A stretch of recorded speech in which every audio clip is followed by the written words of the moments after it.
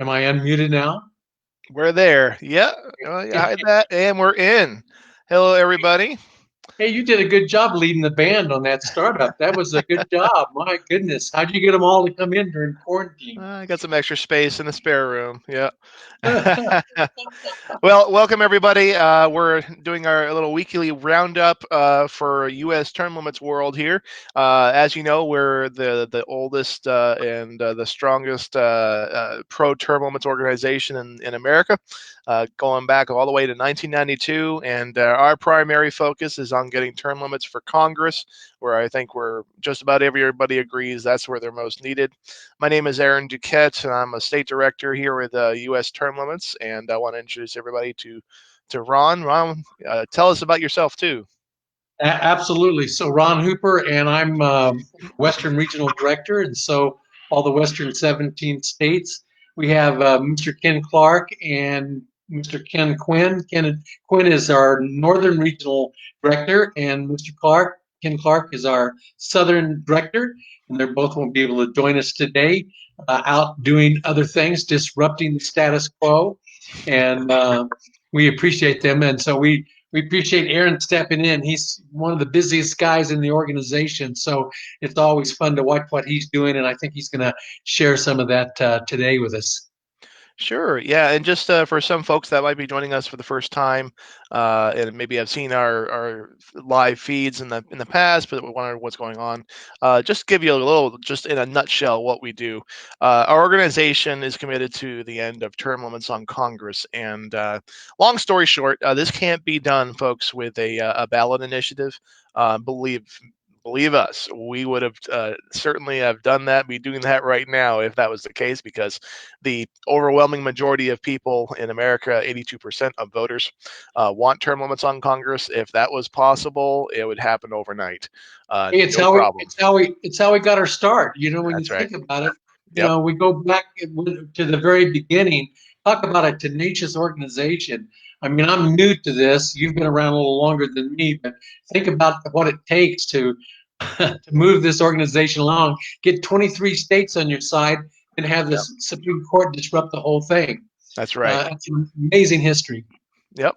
Yeah, what Ron's referring to, the very early efforts of U.S. term limits to get term limits on Congress did push in many states ballot initiatives and persuaded state legislatures to pass state legislation which would term limit the delegations from that state to Congress. So they would always have representation, of course, but they would be able to decide the kind of term limits that they wanted state by state. So there's more sort of local decision making there involved in that. And many states, 23 states, got some sort of legislation passed. However, that was challenged in 95 all the way to the Supreme Court. I had a case in Arkansas.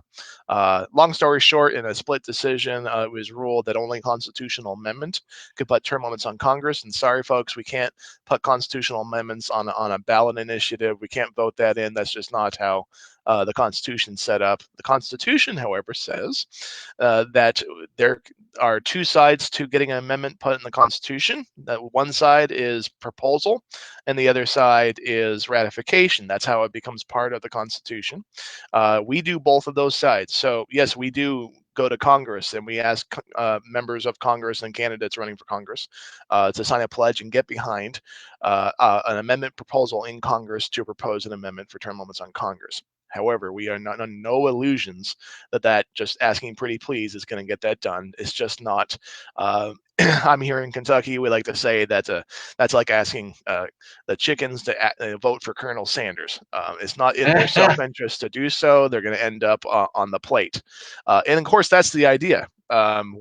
We want them on the plate because there are some chickens that have been there for way too long, and we need some fresh faces in D.C. So the real the spine of what we do is through the other half of Article 5, which provides that the state legislatures, when they apply, 2/3 of them, so that means 34 states, pass the same resolution in 34 state legislatures, then all 50 states are invited to the table for an ad hoc meeting for the explicit purpose and the sole purpose of proposing one amendment to the Constitution for term limits on Congress. That's it.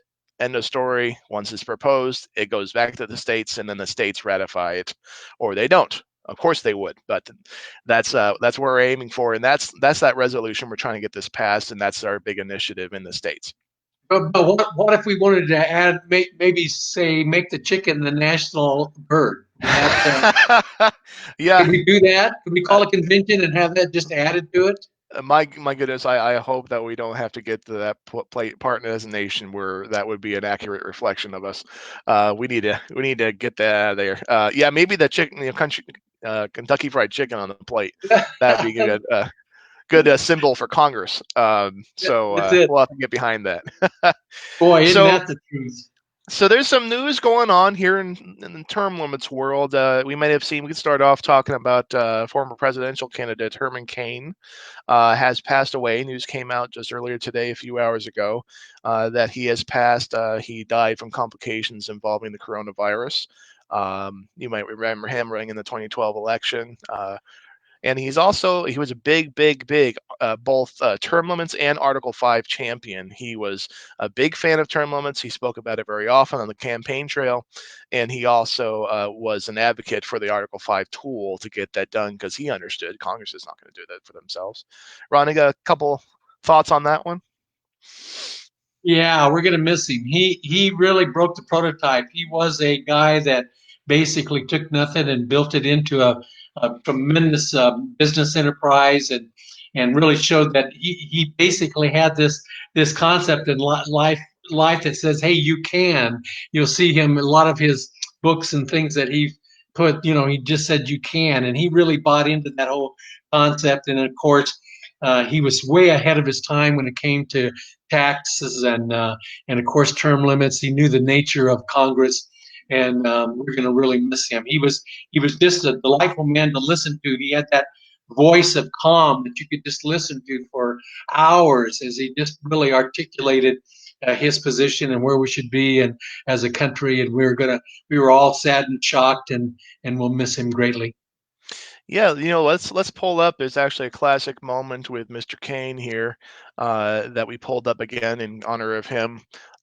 He was as we mentioned, a big advocate of both term limits and of Article 5 to get term limits to happen. Let's play a little clip. Someone asked him, what do you think about term limits on Congress? And sometimes they say that, well, we shouldn't have term limits on Congress because you have to have all the institutional knowledge, that's been built in the Congress. And here's what his reply was.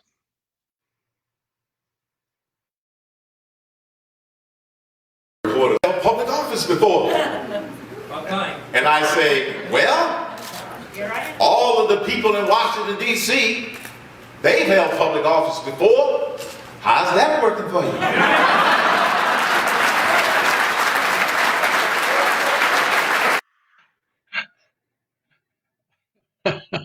He had a way of cut to the chase, didn't he? It's right to the point of the matter, right? We use that joke all the time ourselves. I don't know if we inherited We that from do. Herman Cain. I do all We the time. do. We have the most Me too. I restrict. use it all the time. I just laugh. I just say, yeah, the reasonable man theory. We've got the most experienced legislature in the history of man, and they seem to spend 10 times more money than we have. Right. And the idea is somehow, if you start term limiting those really experienced legislators that are sending us down the creek without a paddle, that Yeah, it's like somehow sending somebody it's going to to get prison. worse. It's like sending somebody to prison to become a good businessman. Right. So we tip our hat. We offer our prayers up to Herman Cain's family and all his friends and all that knew him. We just appreciate the life of that he lived and the support he gave to the movement, and we like to kind of honor those people when they come up like that. So rest in peace, Herman Cain. Certainly. Absolutely. So and in other news, we've been the pledge team. We have a team here of activists in U.S. term limits that works really hard day in day out making phone calls during coronavirus. There's been a lot of remote work for a lot of people, and it's been an adjustment. Well, for us, it's kind of just business as usual. A lot of us making phone calls day in day out. All of us on the team actually getting involved in the pledge team calls lately, and really just pushing that hard in a multitude of states. How's your experience gone with that? Some phone calls. Yeah, exactly. I mean, we're kind of jumping in. We've got a couple primaries in Washington and Arizona that's coming up next week, as a matter of fact. So it's kind of a whole a crunch on that. It's amazing how palatable politicians get as they get closer to the race date, the vote date. And so we're busy calling up those that have been sitting on the fence and making sure that they get signed into the pledge. We've just had a lot of great volunteers too that have started to call through that list. And we want to encourage you to do that. We posted on our site, contact your legislator. So go to our www.termlimits.com /contact state legislator and put in your address. It'll pick out your legislators for you. It's simple. And if that's not enough for you, let us know and we'll give you a list. Good. Yes, exactly. And what we do, folks, with that Article 5 piece of things, well, it's the whole thing actually, but the state's convention half of Article 5 that we push for, the way that we try to get some teeth behind this movement and build it up for real, and we don't just simply have conversations, because a lot of times, especially politicians that's been around for a while, they might tell you, oh, yeah, I support that, sure, and then it comes down to it, they don't. Right. And I think everybody watching here knows that talk is cheap, especially is cheap coming from politicians. So people are looking for a different kind of politician out there to emerge, who is going to be a man of or a woman of his or her word, and is going to actually do what they say they're going to do. Say what they mean and mean what they say. I couldn't agree more. And you can almost see it as they start to just vacillate back and forth. This is a real flipper on our hands. Of course, the thing I appreciate about this organization is we do hold their feet to the fire. So that's right. That is really red meat for our organizations when we find politicians not keeping their word. And that's what we do, is we have them sign a very simple pledge. There's not really any gray area. It just says, I pledge that as a member of the legislature, I will vote for, co-sponsor, and defend the Article 5 resolution calling for the explicit purpose of proposing an amendment for term limits on Congress. That's pretty much it. Pretty straightforward. Hey, I'll get behind this. And it really resonates well with voters. It really does. And so I think a lot of state legislators and candidates are starting to realize this around the country and take notice of U.S. term limits. And it's due to grassroots activist work that's happening there and the pressure coming from them to get on the website, go to the volunteer page, get on there and contact your legislator, because when they hear from you, if you make a phone call, they think not one person from their district, they're thinking 50 people from their district, because there's got to be 49 others that feel the same way who are not calling. So, well, we appreciate your groups too. Aaron has been our champion of locking horns with politicians, and he's always happy to engage. And so, our goal is to find new and better ways to engage with politicians and give them a chance to support the most common sense initiative ever proposed. And so maybe you could talk a little bit about some of the unique ways that you've been doing here just most recently. Sure. Actually, let's take a look here. Ken Quinn put together a little video that we're kind of sending out to some legislators. If there's any candidates that are running right now watching on this, maybe they can take a look, and then we'll talk about some stuff that we did in Kentucky as well. Yeah, we want to plug this on the front of their campaign video. Yeah.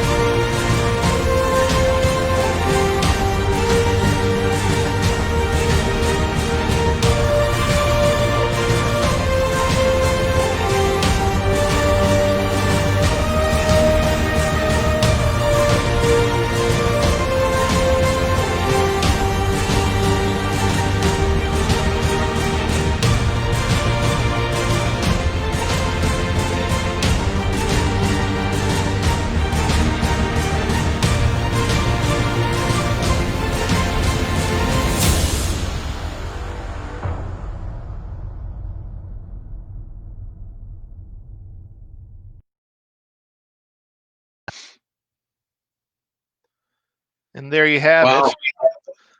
I love the Very nice. music that he picked for that. I told him it sounds like the next Avengers movie, and I wondered, what Thanos is going to just snap his fingers and term limits happen on Congress.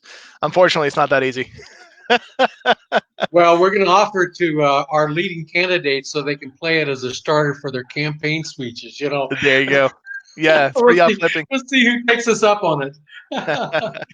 Good Yeah, job, Quinn.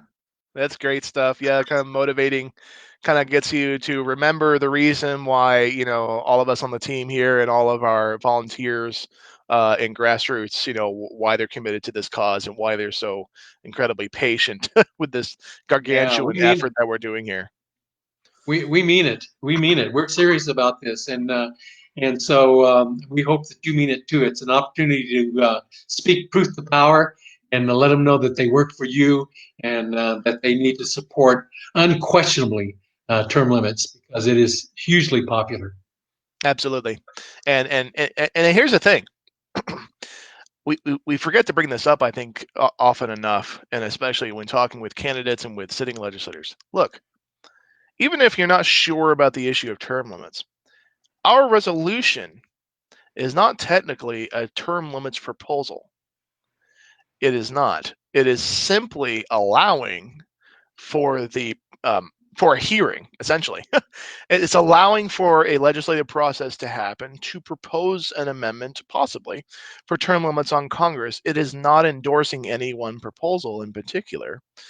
Now, if you take that into consideration, that you're not actually voting for an actual outcome yet, and you take into consideration that nationally, 82% of American voters want term limits on Congress, and that this far surpasses partisan lines among independents, is wildly popular. It's something that's very commonsensical. Why in the world would you not get behind that and say, yeah, let's have a hearing? I mean, why not? I love Nick. The other day, Nick Cimolini is our executive director. We had a meeting with a politician that was kind of pushing back because we were getting, we got strong support in these states. And he looked across the table. He said, "Is this really a hill you want to die on?" And we kind of get to that point, where you got to say, "Hey, is this really where you want to draw a line in the sand against 82% of your likely voters?" Right. Yeah. And it's not even voting for ratification, right? It's not actually a vote to put a term limits amendment in. It's a vote to have the conversation. So my goodness, we have some folks out there that frankly, they just act like they are more important than the will of the American people. The majority isn't always right, but the majority should have a say. When 82% of Americans want something to happen, majority. I trust the collective good sense of the majority over as they start to. Right. Exactly. Yeah. 82%. You're not even going to entertain the notion. I mean, come on. Let's entertain the notion. Get on here and let's have a real good conversation. If you got real reasons to oppose term limits, let's hear them. We probably heard them. Well, let's hear them and let's have it out, But instead of just denying that process to happen, what a shame for the American voters. Absolutely. And during these quarantine times, we've found new and unique ways to engage with our supporters and politicians and really create a platform so that we can get our message out and they can get their message out too. And I was just really intrigued, Aaron, with the recent town hall that you sponsored and put together, and I thought it was a huge success. And I just thought maybe you could share a little bit about how that all came about and the participants and why it was so successful. Absolutely. So, what we ended up doing, this kind of grew out of a conversation. We have an individual here running for office in Kentucky, who is just the strongest of strong supporters for term limits. He will fight for this. He's really, carrying the banner for this. He believes in common sense reforms like this that transcend partisan lines. So His name is Mike Van Winkle. And we had a conversation before. We were thinking about, hey, it would be great for us to be able to meet and have a sort of a press conference with all of our pledge signers, because we have about, it's about half and half Republicans and Democrats in Kentucky. It's right down the line. It's not a partisan. It's by definition not a partisan issue, and it bears out in the numbers we have and everything. And so this would be great to pull everyone together in the midst of a lot of division in the country right now, to have an image of, all these pledge signers coming together for a good cause that most Americans by far agree on and can come together on. And so, but as the things progressed here, and with the COVID-19 restrictions kind of being up in the air, we weren't sure if it came down to it that we'd be able to do what we wanted to do in person. So we kind of transitioned that into a Kentucky Term Limits Pledge Signer virtual town hall. It's a really long name, but as basically a virtual town hall, and the conversation topic is, why do we need term limits on Congress? So we had a really long time. Actually, we went 3 hours in 2 parts of that event in Kentucky. When it was on the Kentucky Term Limits Facebook page, you can check out the whole thing there. If you live in Kentucky or you know someone there, share that with them. We just had conversations with a number of our pledge signers, and had a really good time, and had an opportunity to share some videos that educate the public on what we're doing and how we're doing it and how they can get involved. And it went really well. So I compiled actually some some clips and excerpts from that conversation, and just get a flavor of what the people in Kentucky are talking about here. Let me pull that up.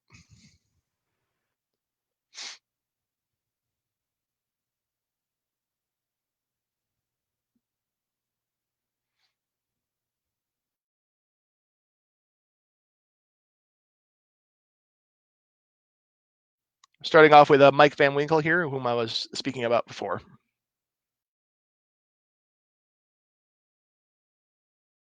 A couple, 2 or 3 reasons why, Aaron. First and foremost,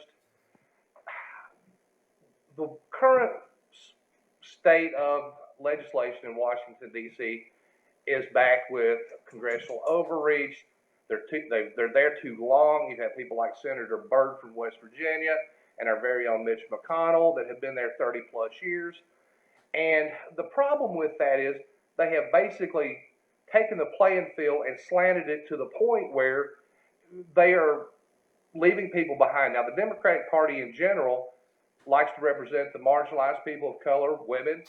And when you have somebody sitting in an office that long, it's virtually impossible to get rid of them, because they've got all the funding, they've got all the PAC money, they've got all of everything that it takes to win a congressional race, whether it be a representative or a senator position.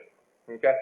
Now, that's the big answer. The smaller answer is, I've talked to a lot of voters. Now, this is not my first rodeo with a campaign. Now, I've never been a candidate, but I worked on behalf of another candidate that ran for the same position that I'm running for.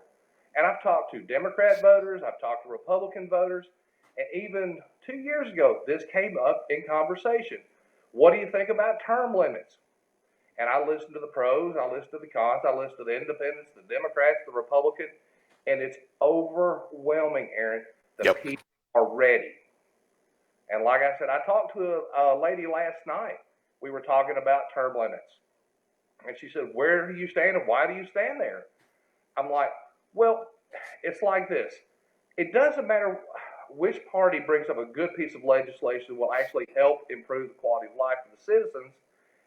It can go to certain desks in Washington, D.C., and those bills will be crushed if it doesn't fit into a certain candidate or elected official's agenda.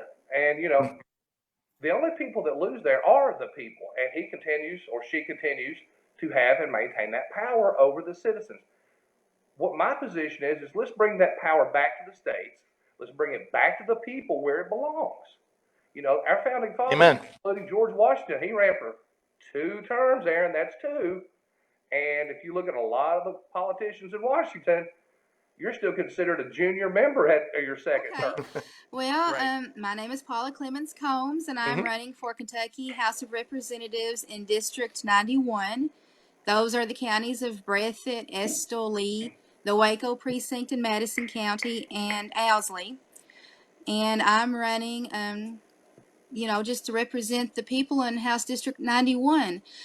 Just as a citizen who lives here, I'm coming in with the perspective of a 22-year veteran of public education, as a mother, and as a lifelong resident of the county here, Breathitt County. And I'm here to just try to represent my people the best way I can.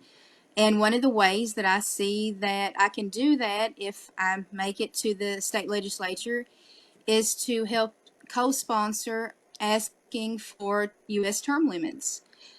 We've got term limits on the president. We've got it on our Kentucky governor.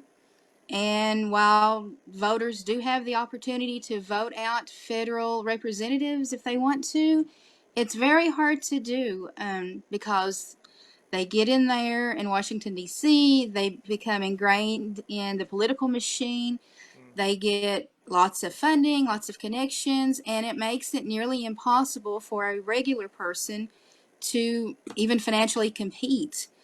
And after serving sometimes decades, I mean, we've all got our poster children for why we need term limits.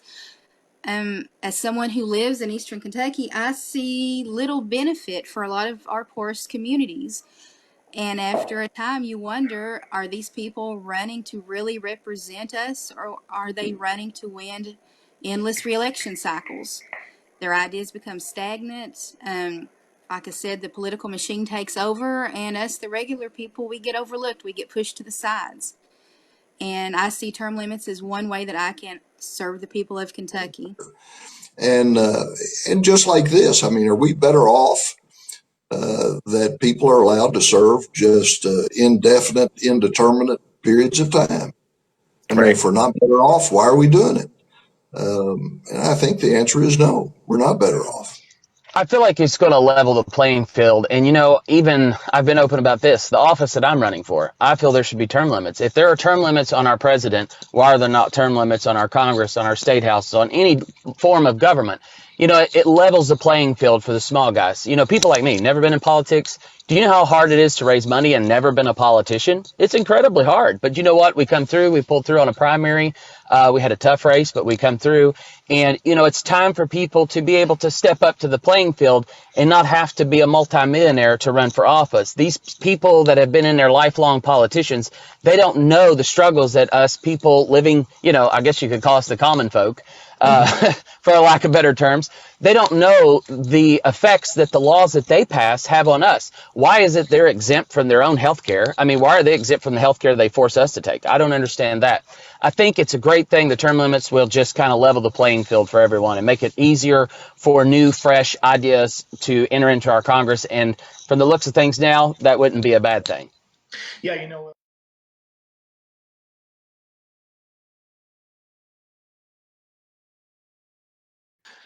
and we're back. Boy, that's enthusiastic for me to see really citizens that are stepping up to the plate and taking on politics. That's very encouraging. We need to make way at Congress for those people to move up and represent us in Washington, D.C., because there are not enough of them getting a chance. As you know, the odds are so in favor of the incumbent. Just crazy people challenge them. And so that's what we end up getting as opportunists and grandstanders rather than serious challengers. So it's good to see that at a local basis. I think we haven't lost that patriotic fervor at our local level, and I appreciate you putting that together, Aaron. Great job. Yeah, it's awesome. It's what you saw there. I don't think you could really tell. That's a combination of Democrats and Republicans there. And when we were talking with Mike, Mike is a Democrat, and has called himself a non-traditional candidate, and I would certainly agree with that. He's also a non-traditional kind of personality. Really like him a lot. He's passionate as all get out about term limits, and he said, at the end of we did a Democrat half and the Republican half, that I bet you will hear the same reasons out of the Republicans, and I sure did. And a lot of the same stuff that, the incumbency advantage is too strong, and that it precludes, good people from running, and dissuades them from doing so, and actually in some cases attracts the worst of us. Well, it's just amazing. I had a mentor one time said, "Hey, Ron, don't major in the minors." And you know what? That's exactly what our politicians have done. They've kept us separated through the minors. It's not the major things that we disagree with. You get 10 people together, and I will agree on 90% of the things that we discuss. It's just they keep us majoring in the minors, and it keeps us distracted. We need to disrupt this, and it's the only. And unless you're willing to move to their districts and get busy recruiting a bunch of other your friends and families to move to their district, this is your only hope. That's right. Hey, I keep coming back to let's have a more authentic and reflective legislature at the federal legislature. The voices that actually more accurately reflect the places that sent them. And I think that would be healthy. Let's have a real honest and real battle of ideas, not a battle against entrenched incumbents that are allied with each other across party lines. We have 9 attorneys for every one accountant in Right. Congress. Is there any question why our finances are out of control? Well, Aaron, this has been really great. I appreciate our time. We've kind of run our clock down on this. As you can tell, each week, if you happen to attend these, they're different. We wanted to be a different, and I just wanted to thank you again for putting that together. The town hall. I thought it was a great representation of what our local politicians should be like. And any last words from you? Just a hat tip to all of our Kentucky Pledge Centers. There were a few that actually tried to get on and had some technical issues getting on, so I want to thank them as well. We have many, many, many more Pledge Centers that didn't make it on the event there. So my hats off to all of them. They've been very forceful advocates for the cause, and so we thank you guys. Absolutely. All of our volunteers in our pledge group, I mean, we work these states diligently, and just a good job. I want to thank them all, and especially the ones that work with you in the pledge team. So thanks a lot for such hard and good work. All right. Well, Ron, I think I'll take us out in a second here. I'm going to put in our executive director, Nicholas Tombolides, a year ago did a video. Oh, didn't do a video, but he did some testimony in the U.S. Senate on behalf of our initiative there. I'd like to take us out with that. We'll drop out for the week and say goodbye, but leave everybody with a few thoughts from Mr. Tombolides about term limits on Congress. So thanks, everybody, and talk to you soon. Thanks all.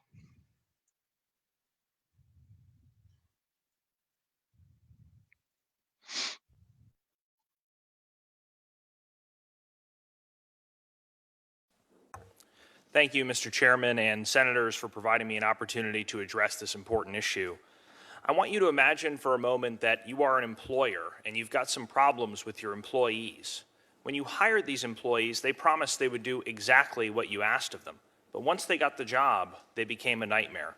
They stopped listening to you and started using the job to line their own pockets. They took the company credit card and racked up more debt than you could afford to pay back. They became so obsessed with keeping their jobs that they forgot to do their jobs. And after all that failure, all that disappointment, and all that incompetence, your employees came to you and said, "We deserve a raise." If you're a reasonable person, that should make your blood boil. And yet, that is exactly what it feels like to be an American taxpayer. The first 3 words in our Constitution are "we the people." It's written larger than anything else because the framers of that document, the architects of our republic, wanted to remind you at all times who's in charge. We, the people. We are your employers, and you have an obligation to listen to us. So I come to you with a message from the American people. We demand term limits for members of Congress. In fact, according to the most recent national polls on the issue, 82% of Americans want term limits. That includes support from 89% of Republicans, 76% of Democrats, and 83% of independent voters. This is not a left or right issue. This is an American issue. In fact, term limits could be the only issue with support from both President Trump and former President Obama. Now, there was a time about 25 years ago when Congress was debating this. Nearly every opponent of term limits up here had the same rebuttal: experience, experience, experience. We need experience to do this job right. If only you leave your Congress member in office for decades on end, he or she will become such a policy expert that all our problems will be solved. In hindsight, that was one of the worst predictions ever. This system is broken. Congress has given us $22 trillion in debt, the longest war in American history, a broken healthcare system, a broken immigration system, a tax code written by lobbyists, an explosion of money in politics. Worst of all, too few here have the courage to address these problems because the only focus is on getting reelected. That's why it comes as no surprise that Congress has a 14% approval rating, and 60% of Americans say that they would fire every single member of Congress if they could. Congress is less popular than traffic jams, root canals, and hemorrhoids. You're beating head lice, but the lice have asked for a recount. Unfortunately, elections alone cannot fix this problem. Not because voters like you guys so much, but due to the nearly unbreakable power of incumbency. At the same time members of Congress publicly claim elections are free and fair, they secretly deploy every trick in the book to keep power. Incumbents get $9 in special interest money for every dollar that goes to a challenger. And if incumbents are having difficulty raising money, not to worry, they're allowed to send campaign-style mailers at taxpayer expense. That's to say nothing of all the free media and name recognition politicians naturally get just for being in office. The incumbent advantage creates a barrier to entry for everyday Americans without the connections to fund a campaign. It is the case for term limits. Elections may, in theory, be capable of dethroning incumbents, but that isn't how it works in the real world. Congressional incumbents have a 98% re-election rate. That probably explains why Congress looks more like a country club than a melting pot. It's predominantly made up of lawyers and politicians, and is disproportionately old, white, rich, and male. Term limits would give us a legislature that better reflects the diversity of our society. The message long-term incumbents send to young people like me seems to be, we want you just close enough to the political process to help us win, but don't get too close and take our jobs. The American people have lost confidence in this Congress, and for good reason. We routinely see abuses of power. 18 months ago, it was revealed that members of Congress were secretly using taxpayer money to settle lawsuits, some for sexual harassment. You still haven't disclosed how our money was spent and on whose behalf. So term limits is a check on arrogance, it's a check on incumbency, and it's a check on power. It's a way to restore political courage while bringing fresh faces and ideas to Washington. As Ben Franklin said, for the rulers to return among the people was not to degrade them, but to promote them. As Kanye West said, no one man should have all that power. Here's the dilemma we face. Over 80% of Americans want term limits to happen. Donald Trump and Barack Obama want it. It is being blocked purely by the self-interest of Congress. If this were a trial, you all would have to recuse yourselves because there is a colossal conflict of interest. If term limits pass, you won't stay in the limelight forever. You won't be the center of attention, and some people might even stop laughing at your jokes. You'll have to become ordinary citizens. And that is, my friends, the entire point. We're asking you to do what's right and listen to the people you represent. It's time to bring the gravy train into the station, end the reign of career politicians, and give Congress back to the people. Please support Senate Joint Resolution 1 for term limits. Thank you.